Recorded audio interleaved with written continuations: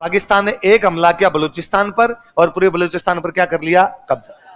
पाकिस्तान ने एक हमला किया कश्मीर, कहां पर हमला किया, कश्मीर के अपने कंडीशन और अलग, कश्मीर अपने ऊपर वाली साइड में और कश्मीर के राजा है हरि सिंह। कौन है, हरि सिंह को ऐसा लगता है कि ना तो मैं भारत में शामिल होऊंगा ना मैं पाकिस्तान, और मैं कश्मीर को क्या रखूंगा, आजाद। फिर क्या करोगे भाई, कश्मीर को आजाद रख लोगे। उनका यह था कि भाई कश्मीर की बाउंड्री ऊपर से लगती थी रसिया से, है ना, उज्बेकिस्तान तुर्कमेनिस्तान बने नहीं थे तो रूस से बाउंड्री लगती है, एक बाउंड्री लगती है उनकी अफगानिस्तान से, एक बाउंड्री उनकी लगती थी पाकिस्तान से, एक बाउंड्री उनकी लगती थी इंडिया से, एक बाउंड्री उनकी लगती थी तिब्बत से, एक बाउंड्री उनकी लगती थी चाइना। उनका मानना यह था कि 6 देशों के साथ हमारी बाउंड्री है और कश्मीर बहुत सुंदर है, ये 6 देश हनीमून मनाने के लिए कहां जाएंगे। और अरे ओ लीचड़ो उधर बढ़ो, कौन अरे वो हा हू कर रहा है, गड़बड़ क्या खिला के भेजा था, तो कहा ये 6 देश घूमने के लिए कहां आएंगे अपने। और आज मैं कहता हूं यूरोप का देश है स्विट्जरलैंड, उसकी इनकम का सोर्स क्या है, टूरिज्म, जबकि वो इतना सुंदर नहीं है जितना सुंदर हमारा कश्मीर है। तो कश्मीर को लगता था यार केवल टूरिस्ट आ जाएंगे ना तो भी अपनी तो पार पड़ जाएगी। और फिर अपने तो सेव भी होते हैं, बादाम भी होते हैं, अखरोट भी होता है, अपने लकड़ियां भी अच्छी होती है ना, केसर होती है, इन सबको बेच बाच के अपने देश की इकोनॉमी तो चल। तो उस आदमी को लगता था यार अपना ठीक है, तो उस आदमी ने कहा ना तो भारत में शामिल होऊंगा ना पाकिस्तान में शामिल होऊंगा, कश्मीर क्या अलग से देश, ठीक है। अब पाकिस्तान इधर कश्मीर पे हमला करता है, पाकिस्तान जब कश्मीर पर हमला करता है तो कश्मीर के राजा ने अपनी आर्मी कहा कि जाओ और जाके पाकिस्तान से लड़ो, पर कश्मीर की आर्मी पाकिस्तान से मिल गई जाके। कश्मीर की आर्मी किससे मिल गई, तो कश्मीर के राजा को समझ में आया कि गलत ले लिया पंगा, अब पार नहीं पड़ेगी। इसलिए कश्मीर का राजा भाग के आता नेहरू जी के पास और नेहरू जी को आ कहता है कि नेहरू जी सहायता करो, पाकिस्तान हम पर कब्जा कर लेगा। नेहरू जी ने कहा भाई तुम संप्रभु राष्ट्र हो, तुम जानो और पाकिस्तान जाने, हम इंटरफेयर क्यों करें, हमने पहले कहा था हमारे में शामिल हो जा, तू शामिल नहीं हो रहा था, अब तू जाने तेरा काम जाने। तो उसने कहा अब शामिल हो जाऊंगा, कागज लाओ कागज फटाफट, और उसने कर दिए साइन। इसका मतलब कश्मीर हम में शामिल हो गया। अब कश्मीर शामिल हो गया तो कश्मीर की रक्षा की जिम्मेदारी किसकी, भारत। तो भारत ने अपनी आर्मी भेजी कि भाई पाकिस्तान की आर्मी आ रही है, रिटेलिएट करो उसको। पाकिस्तान की आर्मी यहां तक पहुंच गई, तब तक इंडिया की आर्मी की, इंडिया की आर्मी ने जाके पाकिस्तान की आर्मी को यहीं रोक दिया। बस हमने ये गलती की, हमने उनको रोका, कश्मीर में आगे नहीं आने दिया। उस दिन हमें करना ये चाहिए था कि जितने भी इन्होंने कब्जा किया था उनको बाहर निकालते। मैं कहता हूं कोई प्लॉट यदि अपने को बेचा जाता है, एक मालिक ने एक प्लॉट अपने को बेचा, उस प्लॉट पे यदि गुंडा कब्जे कर गए तो अपनी जिम्मेदारी ना गुंडों को बाहर निकाला जाए। कश्मीर के राजा ने कश्मीर भारत को दे दिया, ये भारत की जिम्मेदारी है कि यदि कश्मीर पे गुंडों ने कब्जा किया तो उन गुंडों को वहां से।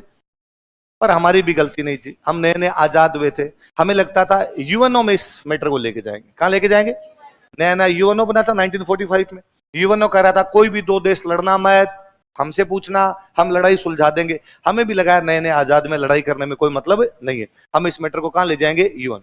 और हमें लगता था यूएनओ बहुत शांति प्रिय है, यूएनओ बहुत निष्पक्ष है, यूएनओ अपने पक्ष में फैसला देगा, हम यूएनओ गए। यूएनओ अलग बैटिंग कर रहा था। यूएनओ का यह कहना था कि जहां के लोग जिस देश के साथ रहना चाहते हैं उनको उस देश में छोड़ दो।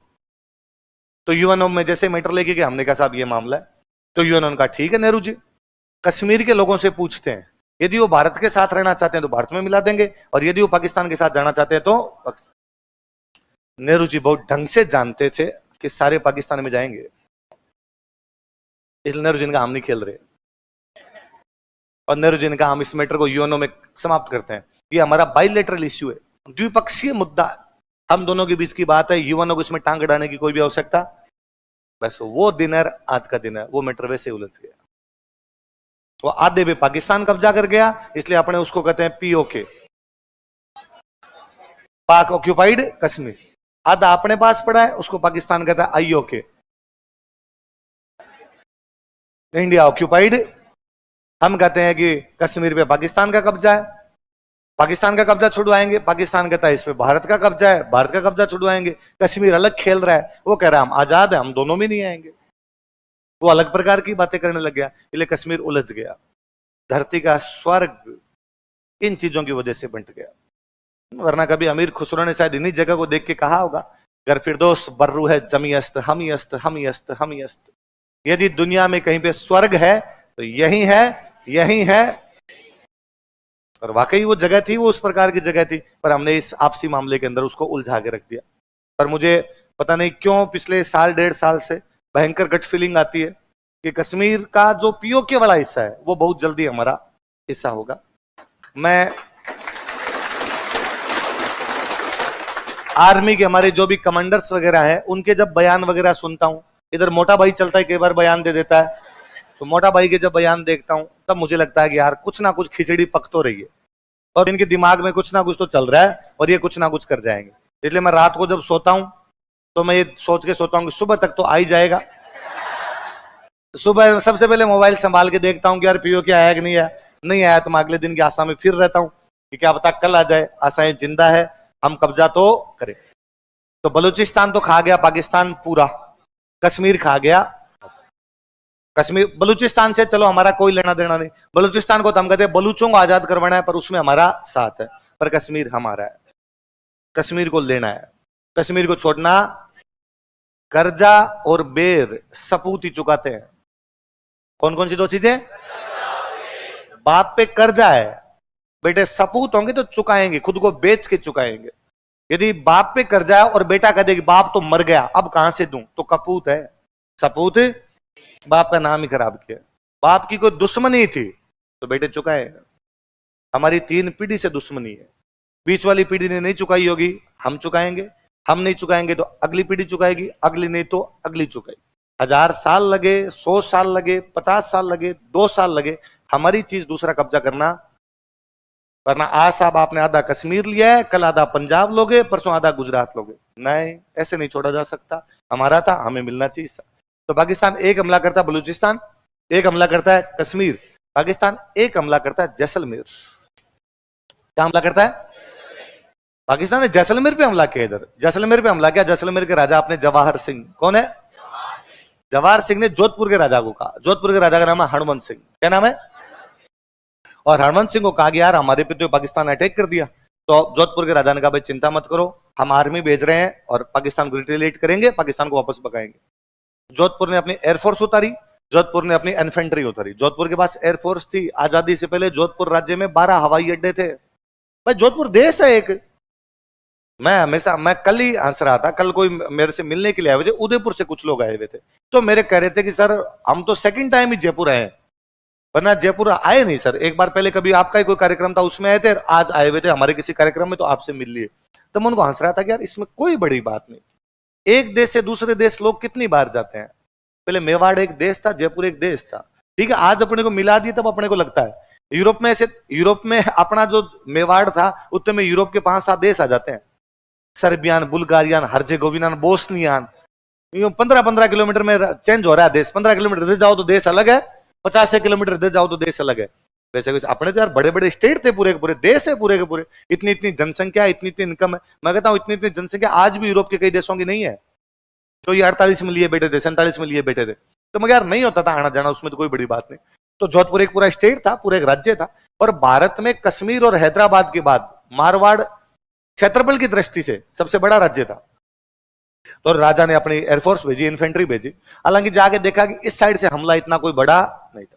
पाकिस्तान के कुछ कबीलाई टाइप के लोग, पाकिस्तान एक बड़ी चालाकी दिखाई दी। बलूचिस्तान, कश्मीर, जैसलमेर में हमला उनकी सेना ने किया, लेकिन उनकी सेना एक जगह भी सेना के कपड़े नहीं पहन के।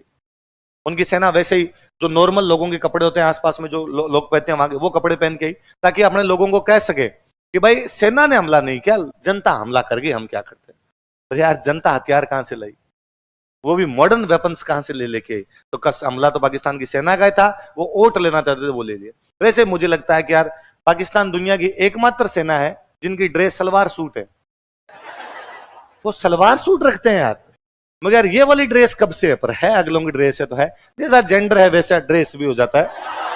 तो उसमें कोई गंभीर बात भी नहीं है उनकी, तो है वो ऐसे ही है।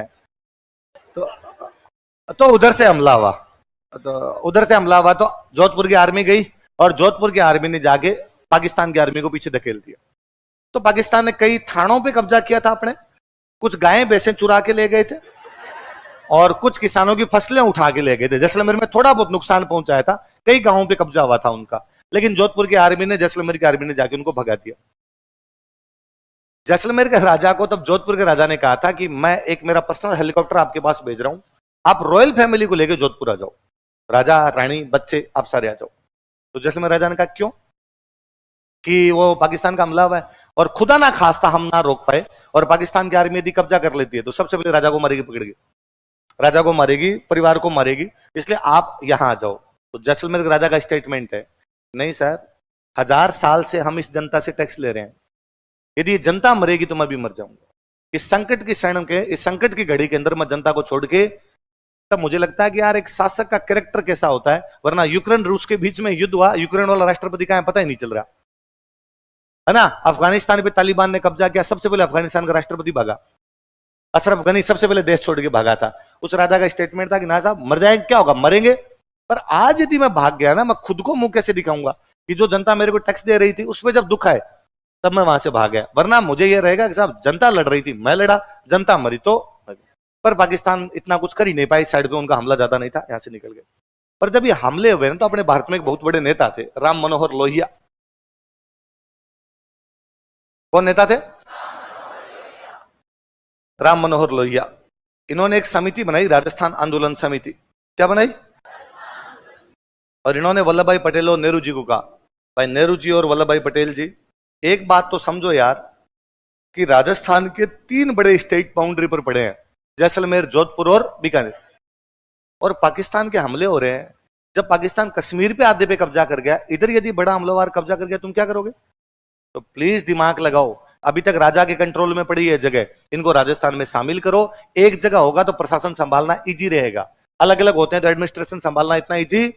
में जयपुर छोड़ दो, बाकी 3, बीकानेर, जैसलमेर, जोधपुर, तीनों पाकिस्तान की बाउंड्री पे। तीनों कहां पर है? पाकिस्तान की। और पाकिस्तान ने एक लोचा किया था कि पाकिस्तान जब बना था ना, पाकिस्तान ने बनते ही 3 अटैक किए। कितने अटैक किए? वो पहला अटैक करता है बलूचिस्तान पर।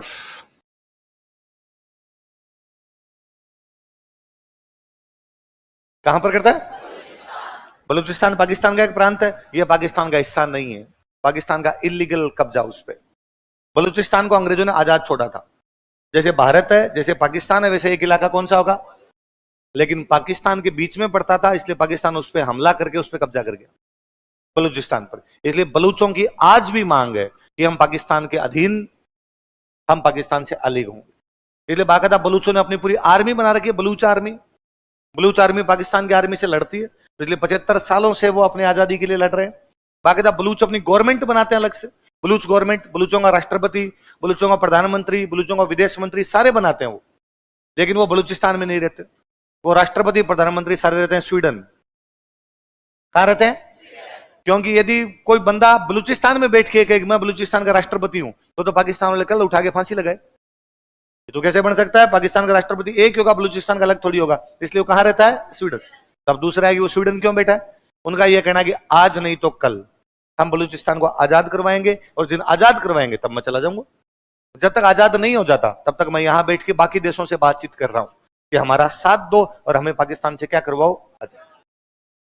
और कोई देश उनका साथ ना दे, एक देश उनका तन मन धन से साथ देता है, भारत। कौन सा दे रहा है? हम बलूचों की लड़ाई में बहुत अच्छे से साथ में हैं, बलूच अच्छे हैं, लड़ने में भी अच्छे हैं। मुझे याद है लगभग 2-1 साल पहले पाकिस्तान की आर्मी का एक जहाज बलूचिस्तान के ऊपर से जा रहा था, हेलीकॉप्टर ऊपर से जा रहा था, उसमें पाकिस्तान की आर्मी के 12 बड़े कमांडर बैठे थे। बलूचों ने नीचे से मिसाइल लगाई, उड़ा दिया, हवा में रह गए 12 के 12 कमांडर एकदम। अभी 6-7 महीने पहले बलूचों की एक लड़की, शायद फिजिक्स की प्रोफेसर थी, बम बांधती है, कराची के एक पुलिस मुख्यालय के अंदर घुसती है, पूरा पूरा मुख्यालय उड़ा गई। सुसाइड बॉम्बर थी, बलूच लड़की थी, पूरा का पूरा उड़ा गई। अभी 2-3 महीने पहले एक बलूचों ने और कार्रवाई की, मेरे दिमाग में नहीं आ रहा, पर बलूच एक और बड़ी कार्रवाई करके पाकिस्तान को, तो पाकिस्तान के खिलाफ लड़ रहे हैं, अपने उनके साथ तन मन धन से साथ।